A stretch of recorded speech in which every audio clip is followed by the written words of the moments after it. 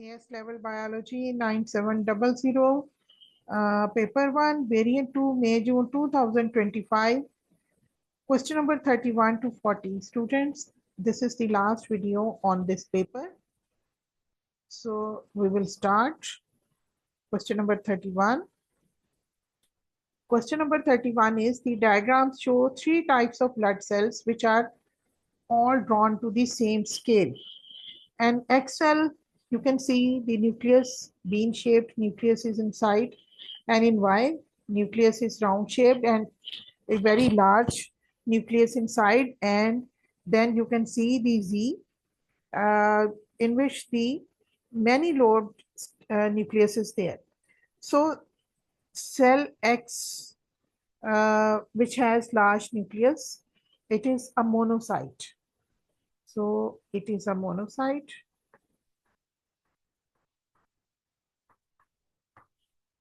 And then, it is the largest of all of these three. X is largest as comparison to Y and Z. And at the second place is Z, and at the third place is Y if we discuss its size. So it has kidney bean shaped nucleus. So monocytes are actually the phagocytic cells, as they do the process of phagocytosis by engulfing and digesting the pathogens through a process called endocytosis. So monocyte enters into the body tissue, it matures into the macrophage, a powerful, you can say, the cleanup crew cell. So X is the monocyte. Then we will move towards the cell Y, which is a lymphocyte because it has a large nucleus which has covered the whole place. So lymphocytes are actually the primary cells of the immune system. They include beta cells and T cells, so which are responsible for recognizing and responding to specific antigens. So each lymphocyte is programmed to respond to one specific type of antigen. So they are lymphocyte, and they respond to specific antigens.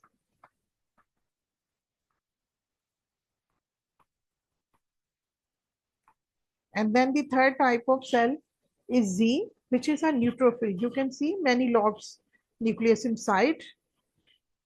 We say that multi-lobed nucleus. So it is a neutrophil.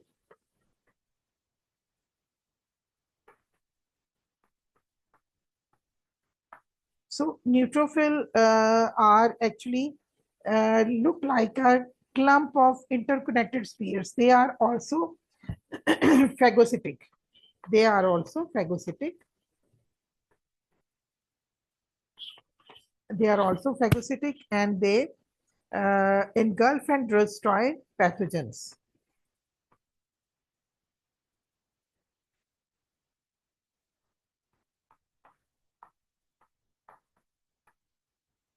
So we will go towards the options.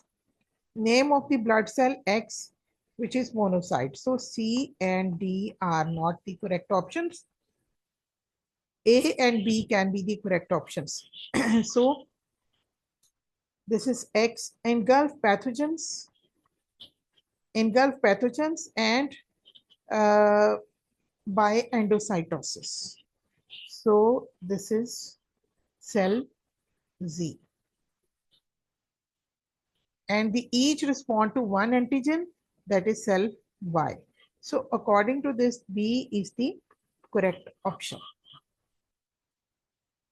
After this too much description of these cells, the B is the correct option. Now I'm going to move towards the question number 32. In question number 32, they have given us a graph, and this graph is about oxygen dissociation curve. Oxygen dissociation curve for three animals. The shape of each curve is influenced by respiration rate and the affinity of hemoglobin for oxygen. On x-axis, they have taken the partial pressure of oxygen, and on y-axis, they have taken percentage saturation of hemoglobin with oxygen.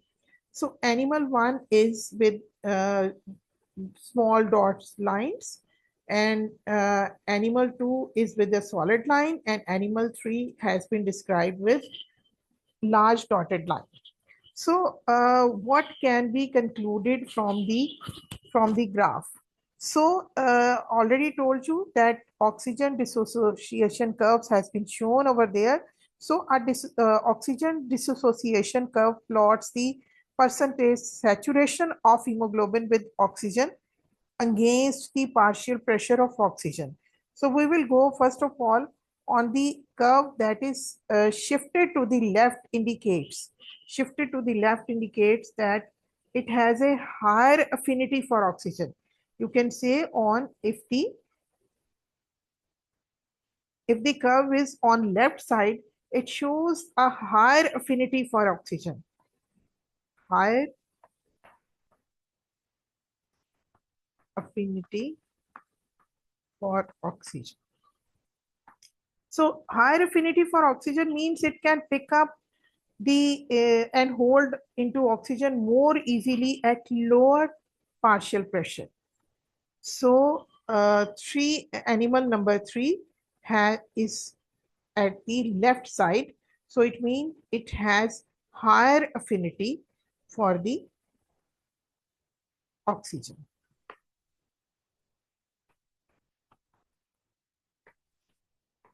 Animal number 3. Now we will move towards the next curve that is shifted to right indicates that hemoglobin has a lower affinity for oxygen. Lower affinity for oxygen.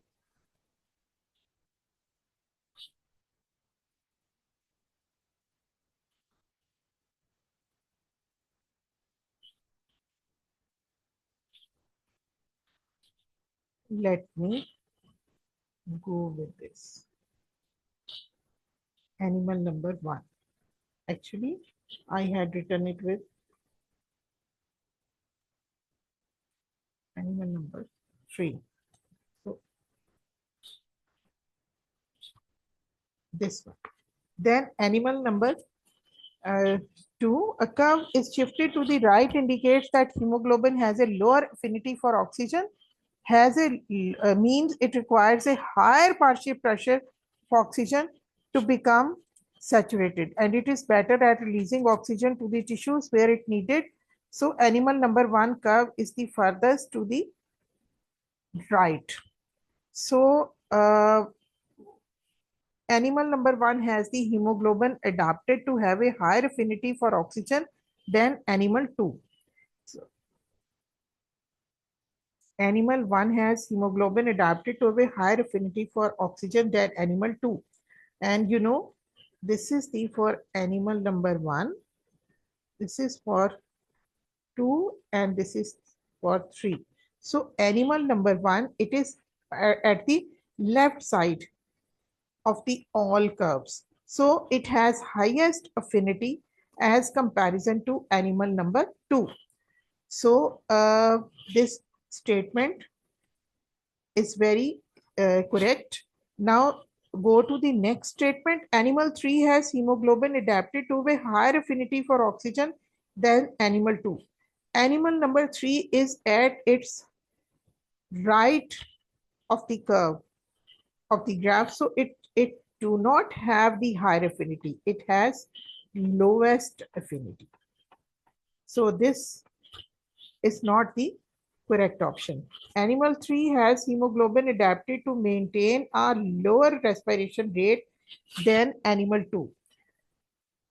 And fourth one is also has hemoglobin adapted to maintain a higher and lower respiration rate. So I want to describe this. This is an influence that cannot be directly concluded from the curve shape alone. because respiration is adapted lower or higher. It is not directly uh, concluded from this curved shapes lawn. So higher oxygen affinity might be linked to the lower metabolic rate. In some cases, the curve itself only show oxygen binding, not respiration rate. It shows the binding, not the respiration rate. So C and D are also the not correct. It shows, I repeat, it shows the binding of the oxygen, not the respiration rate. So these curves do not show that the respiration rate, only the binding of the oxygen.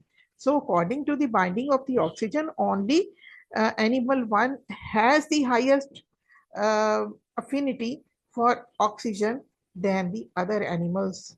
So A is the correct option.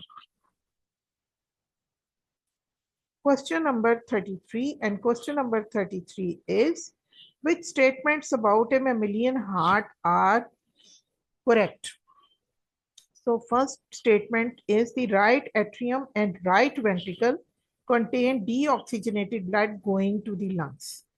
Right atrium and right ventricle, they have deoxygenated blood, and that deoxygenated blood always goes towards the lungs for oxygenation. So this statement is correct. The left atrium and left ventricle contain oxygenated blood going to the pulmonary circulation. So this statement is not correct. No doubt, left atrium and left ventricle, they contain oxygenated blood, but the circulation is not the pulmonary circulation. Pulmonary circulation takes the blood towards the uh, heart or away from the heart. So it is related with the systemic circulation. So this statement is not correct. The left ventricle has a thicker wall than the right ventricle and delivers blood at high pressures. This is the correct statement. The left ventricle has a thicker wall because due to thickness of the wall, the high pressure is produced, and that high pressure is needed to transport the blood towards the other parts of the body. So this statement is correct. The pressure of blood in the aorta is less than that in the pulmonary artery. This is wrong. This statement is not correct because the pressure of the blood in the aorta is higher than that in the pulmonary artery. Pulmonary artery takes the deoxygenated blood from the right ventricle towards the lungs. And lungs are very close to the heart. They don't need high pressure. Only the aorta, which has to deliver the blood towards all other parts of the body, so it needs higher pressure. So this statement is not correct. Only statement number 1 and 3 are correct. So according to those statements, B option is the correct answer because only 1 and 3rd statement is correct. 2nd and 4th are not correct. Next question is, how is most carbon dioxide transported in the blood? They have given us 4 options: as carbamino hemoglobin, as carbonic acid, as hydrogen carbonate ions in solution in cytoplasm. So these are the 4 options. So let me explain how do the carbon dioxide is transported. So human body produces carbon dioxide. We always say that carbon dioxide is produced as a result of respiration. So it is produced as a waste product. And this waste product or the carbon dioxide must be transported from the body tissues to the lungs to be exhaled. It is produced in the body as a result of respiration, then it is transported, it is sent towards the lungs where it is exhaled out of the body. So breakdown of the 3 main ways carbon dioxide is transported in the blood. I would like to discuss that a small amount of carbon dioxide uh, it dissolves. The first way how it is transported, dissolves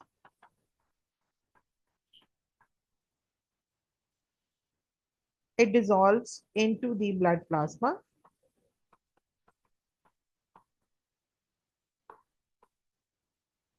and then it bonds to hemoglobin, and then bind to the amino groups on the hemoglobin molecule. So inside the red blood cells, so it makes carbinohemoglobin. So this is different binding site. This is different binding site from where oxygen binds. So the two processes does not directly interfere with one another. So we can't say that it is transported as carbaminohemoglobin, aminohemoglobin. So A is not the correct option. Then we say that as hydrogen carbonate ions, most significant method of carbon dioxide transport, when carbon dioxide diffuses into red blood cell, an enzyme carbonic anhydrase. Carbonic anhydrase. Let me write.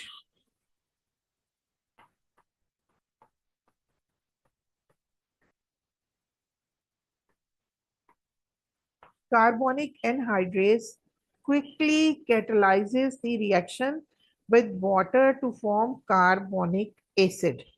So carbonic acid then dissociates into hydrogen ions and a hydrogen carbonate ions.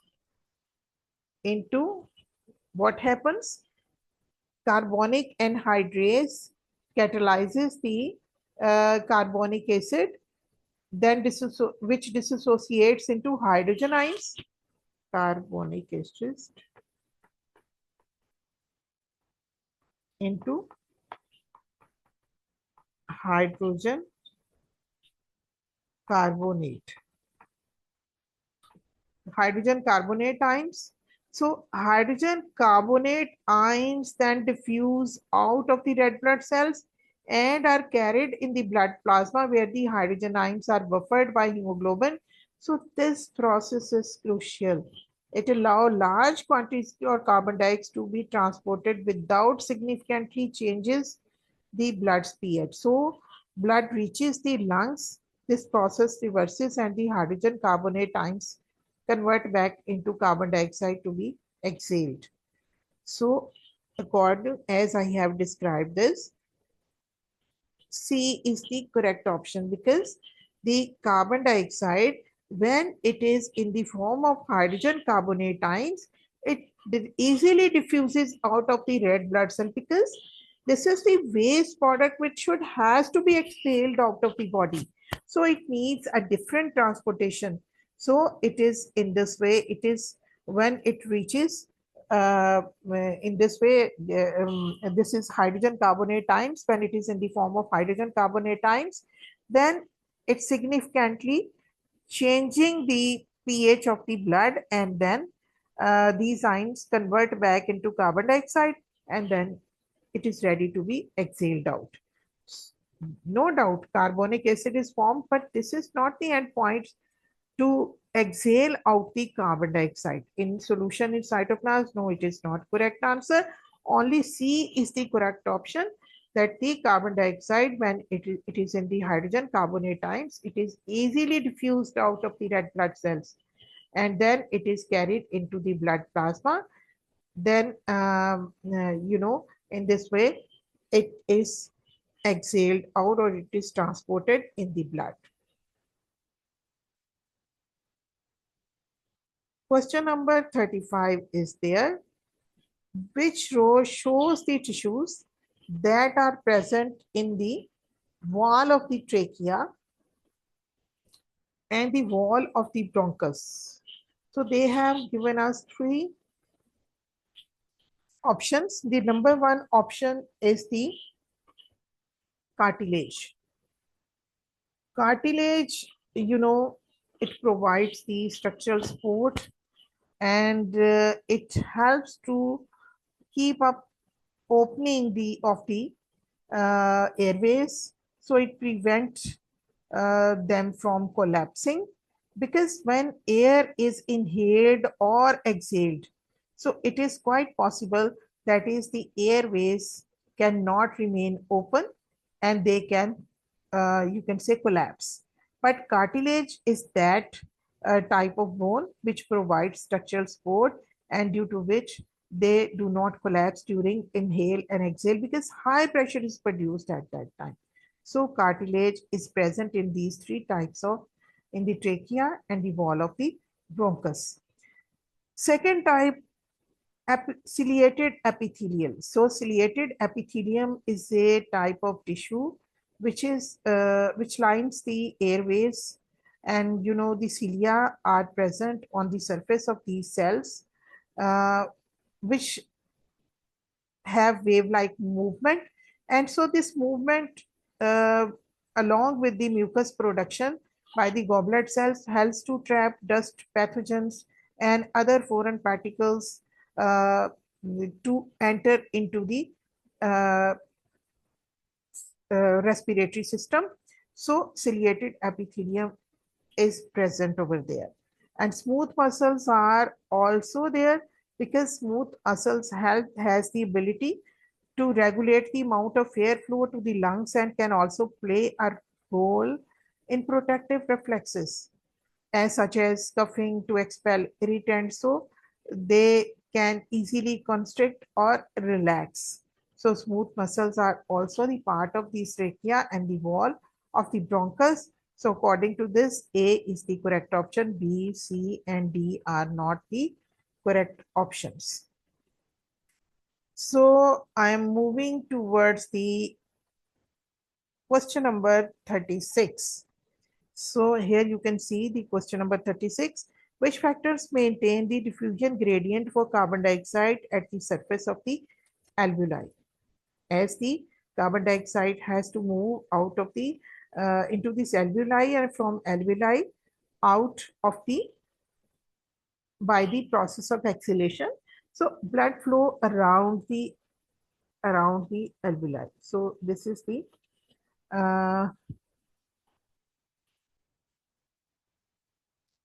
blood flow around the, yes, blood, when the blood will be flow around the alveoli, so it will maintain the diffusion gradient for carbon dioxide. As the carbon dioxide will be exhaled out, so it will provide and it will be a continuous flow. It will be a continuous flow. Send the carbon dioxide uh, concentration will be available there to exhale it out. So blood flow around the alveoli is helpful. So in this way, I would like to say this statement is correct. Then second statement is breathing movements exchanging air in the lungs. Yes, continuous breathing helps in the exchanging the gases. That is the breathing movements brings fresh air into the lungs and removes carbon dioxide rich air. So this continuous exchange keeps the concentration of carbon dioxide in the alveoli low, which is essential for maintaining a steep diffusion gradient. So if the air in the alveoli was not constantly refreshed, the carbon dioxide concentration would build up, slowing down or even stopping diffusion. So it is breathing movements also maintains the diffusion gradient for the carbon dioxide at the surface of the alveoli. This statement is also correct. Now, the third, thin epithelial lining of the alveoli, no doubt. The thin epithelial lining is also there. It helps in diffusion, but it is does not maintain the diffusion gradient for carbon dioxide. It facilitates rapid diffusion by providing a very short and direct pathway, but it will not be work as the, you can say, in maintaining the directly in maintaining the diffusion gradient. So this statement is not correct. According to this, I would like to say the Question A, part A, B, C, and D are not the correct options.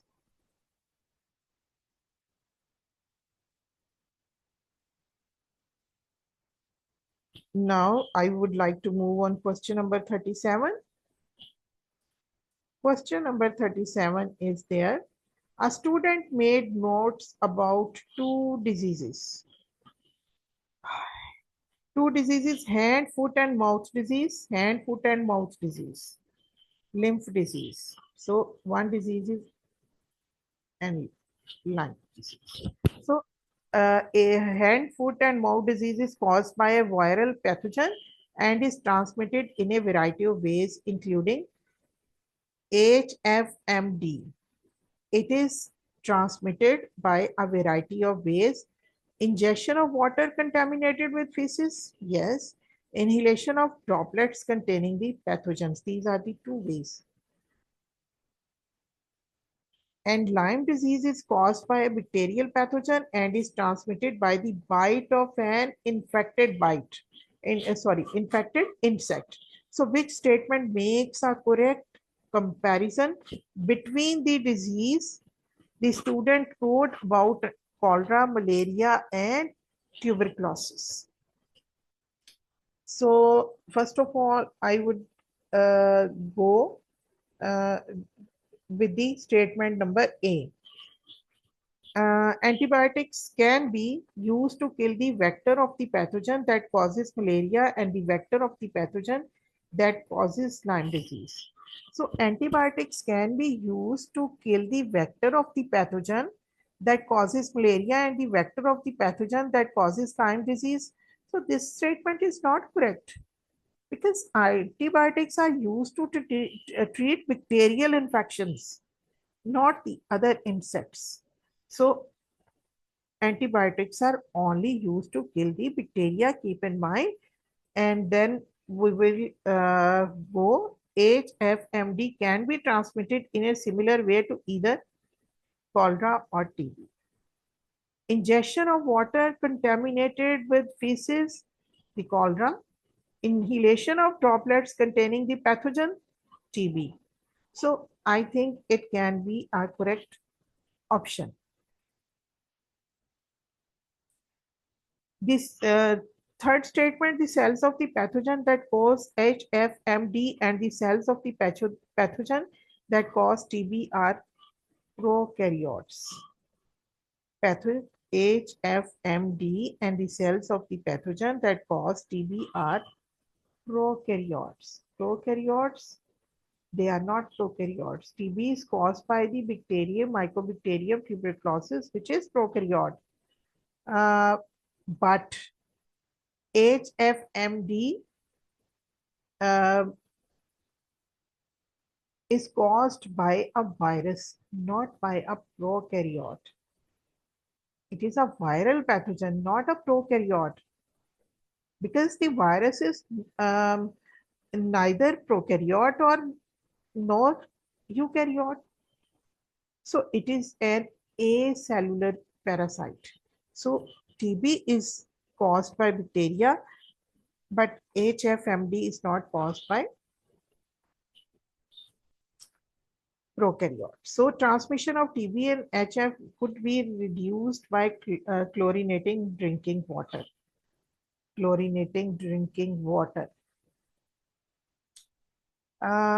You know that chlorinating drinking water. Ingestion of water contaminated with feces. So it can be reduced by this, but TB is not cannot be reduced by this process. So this is not the correct option. Only B is the correct option. A, C, and D are not the correct options. Moving towards the next question, number 38. And question number 38 is, which statements explain why antibiotics may not treat cholera successfully? the infections organisms has developed resistance to the antibiotics. This is true. When we are using the antibiotics again and again, then some of the organisms produce the resistance to the against the antibiotics. So this is a correct statement. It happens naturally as they can produce the resistance against the microorganisms. And you know the cholera is caused by the bacterium. So bacteria have tendency to create or develop antibiotic resistance. Antibiotics cannot harm viruses. Antibiotics cannot harm viruses.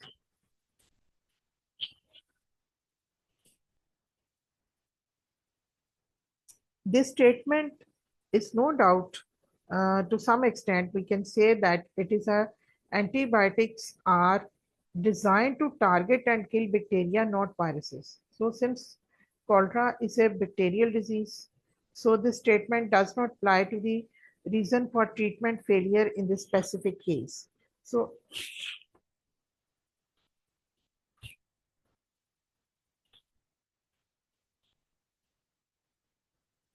antibiotics do not affect pathogens that are eukaryotes. Yes, they are only meant for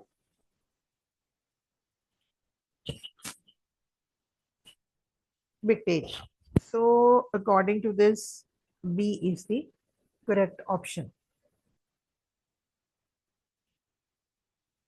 Uh, this statement is not related with the cholera. So this is wrong. No doubt, this statement is correct that it cannot harm the viruses. But this statement is not related with the cholera because cholera is not produced by, not developed by the virus. It is developed by the bacteria. So this statement is wrong. So only B is the correct statement. Move towards the next is 39. The statements describe the phagocytosis of a bacterium by a macrophage. So I would like to discuss digestive enzymes break down the bacterium, lysosomes fuse with the vacuole,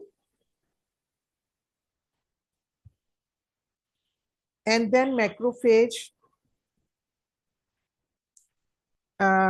displays the bacterial antigens on its cell surface membrane. Macrophages engulfs the bacterium and closes it in the vacuole.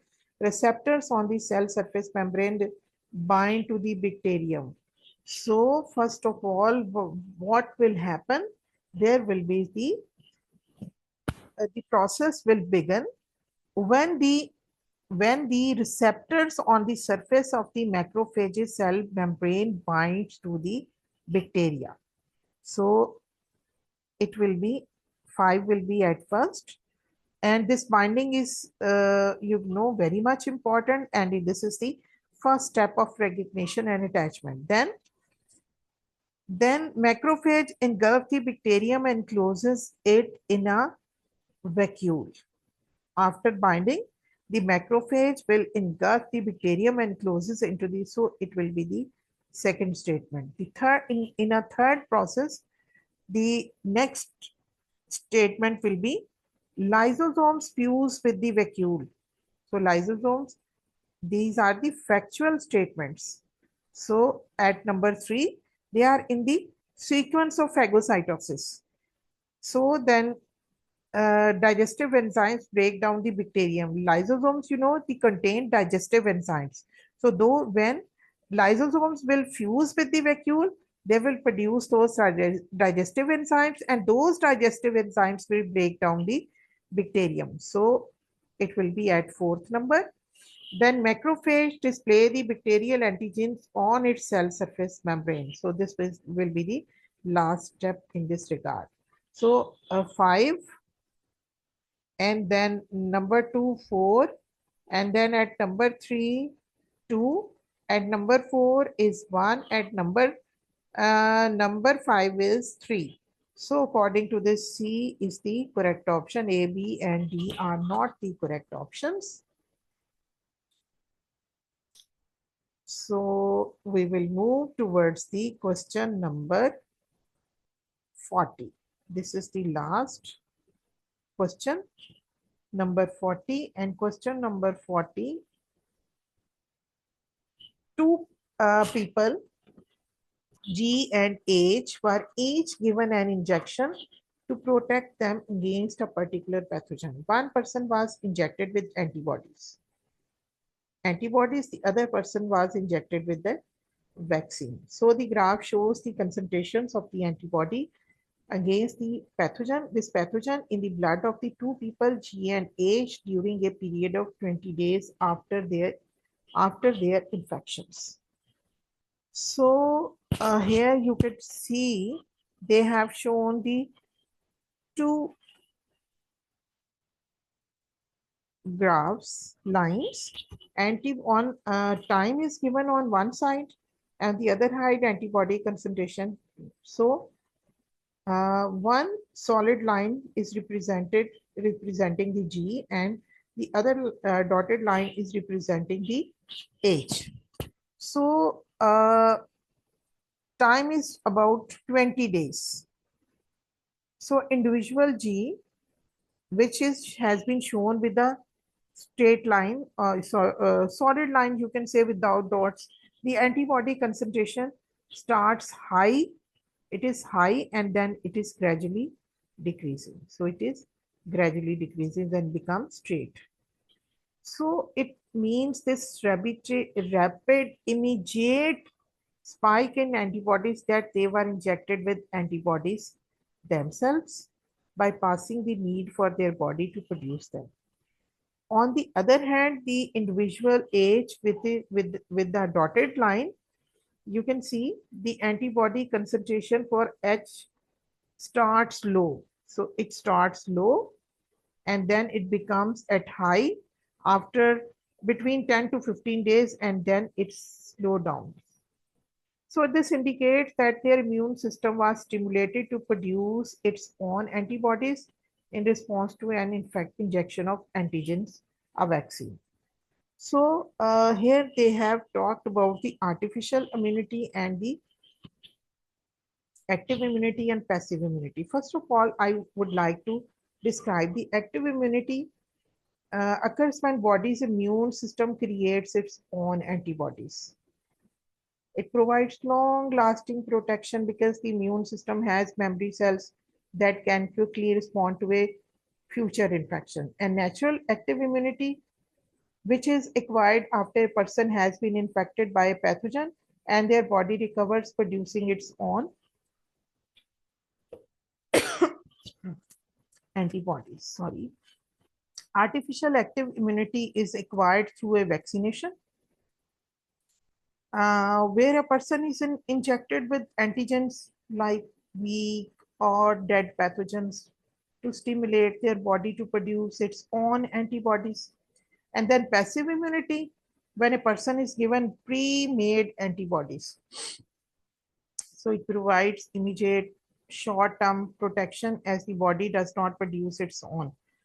So in this way, I would like to say that the G was given injected with antibodies leading to a high immediate antibody concentration that then faded.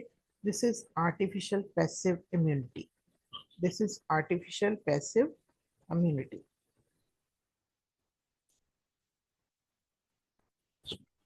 Whereas the H was injected with the vaccine, which stimulated their body to produce,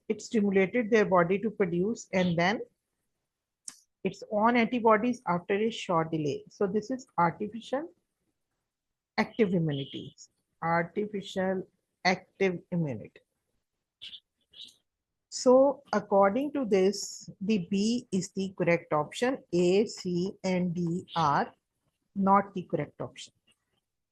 Well, students, it was all about paper 1, variant 2. May, June 2025.